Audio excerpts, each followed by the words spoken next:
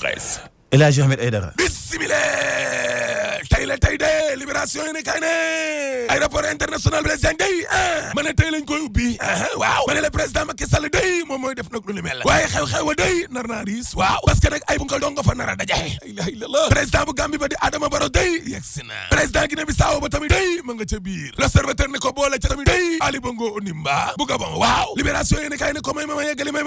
ne la gis nga Air Ivoire waaw mooy nekk nag première compagnie boo xam ne day dana wàcc nag ca aéroport Diasco buñ julee tisbaar la waaw 14h15 la réew mi quotidien ne jàppale na aéroport international Blaise Diagne googee waaw tey lañ koy ubbi de waaye décollage ba yàkkamte nañu ko de ma ne la inauguration ba ca boppam kon nañu ko précipité waaye nag xam nga ne ñëpp xam nañ ne ci weeru mars bi di ñëw day ca la lépp nag fas yéene pare yéene kaa gi ne Dakar Ndiaye jël Jóob day waaw ndeysaan amul aéroport léegi la ilaha illallah capitalu Sénégal ba day amatul aéroport loolee nag kon indi na ay ngurnguree de maa la ko wax ak ay njàqare sax nag rawatina ci ñi nga xam ne kon foofee lañ doon daanee doole foofee lañ doon amee kon ay teranga maanaam wane nañu nag seenu naqar bu baax a baax sax waaw te teranga ñi nga xam ne nag maanaam moom lañ fa doon am day boo sàgganee dana naaw na kay waaye tamit fee ca jas nga xam ne aéroport bu bees foofu la nekk day jàpp leen ne ñi nga xam ne ñoom ñooy askan wa yeewoo ca jas day mer nañu de te wane nañ ko de yenn ci seeni jafe-jafe ak seeni soxla day daa mel ni kilifa yi nga xam ne ñoom lañ dénk réew mi daal bàyyiwuñ ci xel de lu mel ni wutal leen ay liggéey ak yooyee ca seen suuf soosee la ilaha illallah demoo ni ay milliards la ñu def na kon ca aéroport ba enquête yéene kaay ne dëgg la ma ne la koppar gi nga xam ne moom moo dem nag ca aéroport international Blaise Diagne boobee waaw ma ne la ëpp na wannu ko ay milliards biir mooy aéroport bi la dama ne daanaka sax ndawal la ñu teg rek kon di ko caxat-caxatee kon faat ay bakkan yu baree bari sax ay mala waaw carnage financier délai bi nga xam ne moom la ñu waxoon ne ci la kon aéroport boobee waroon a pare waaw ma ne la dañ koo ajati ñeenti yoon kay aj nañ ko laa la wax te gis nga koppar gi nga xam ne nag maanaam moo waroon dem ca aéroport boobee waaw nee nañu ñaari téeméer ak ñaar fukk ak juróom ñaar ci ay milliards la waroon a ne waaw waaye ci ñeenti téeméeri milliards la mujjee la ilaha illallah 227 milliards ma ne la 400 milliards la mujjee laa la wax yéene kaa gi ne xanaa xamoon ne président Macky Sall ba mu toogee sax waaw ca la ne ëpp na addada na fi mbir mi yem nag koppar gi waaw parce que gis nga juróom-ñaari fan ci weeru juillet 2010 waaw saoudien di waa Arabie Saoudite yi nga xam ne nag ñoom ñoo yoroon sànc ba day waaw ca la ñu taxaw laajaat te fekk laajoon nañ de ca la ñu laajaatee deuxième avenant te leen laaj day waaw ëpp na ñeent fukk ak juróom-ñaar ci ay milliards ëpp na la ilaha illallah ma ne ñu teg ca ay weer entreprise saoudienne ba day daal di dellu siwaat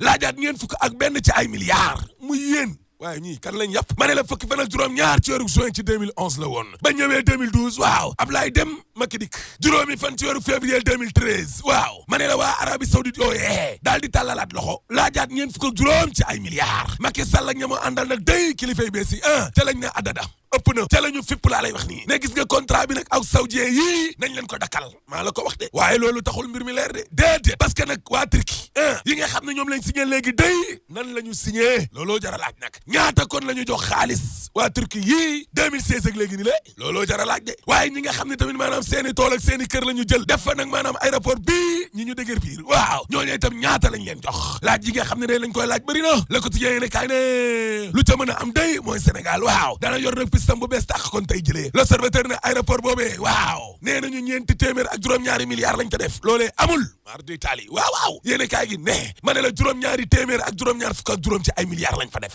775 milliards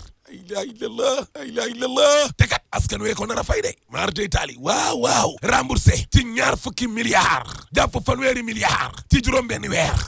way samba te nag jàpp leen ne ci weeru juin day 2018 te la ñu war a commencé fay nag bor baax la ilaha illallah ba 2032 juróom benn weer yu ne ñu fay ñaar fukk jàpp fanweeri milliards juin 2018 bii di ñëw lay commencé ba 2032 nag laa la wax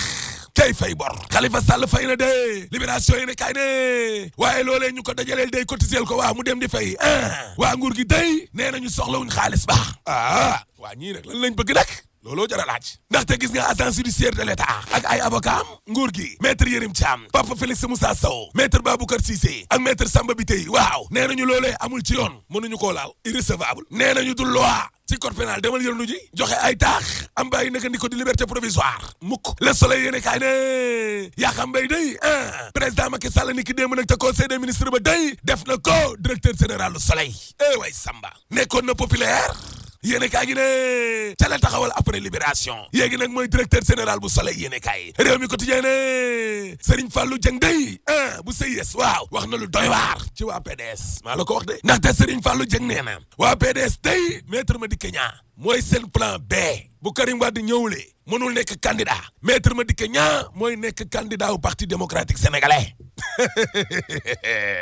laay léegi carte gi leer ma ne kuy naan di làqu laay boo mandee feeñ waaye ak Macky Sall rek ku ci góorgóorluwul de plan F sax di nga ko am F wala D wala plan P wala plan Y Master Office